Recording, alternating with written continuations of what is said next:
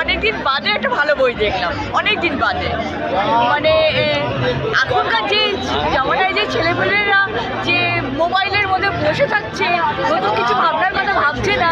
এই ছবিতে দুটো জিনিস মেন যেটা আমি শিখলাম, সেটা হচ্ছে একটা চিত্রনাট্য তৈরি হয় কী করে, একটা ফিল্ম তৈরি হয় কী করে, সেটা সম্বন্ধে এই মুভি থেকে জানতে পারা যায়।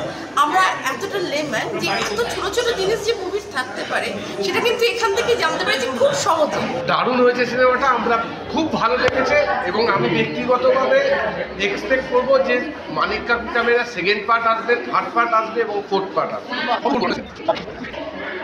সুন্দর, কেমন লাগলো? খুব দারুণ লাগলো।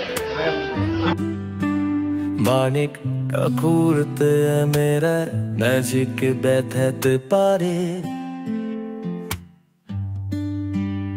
ইস্যু আমরা শিখি সবাই দেখে বারে বারে বারে।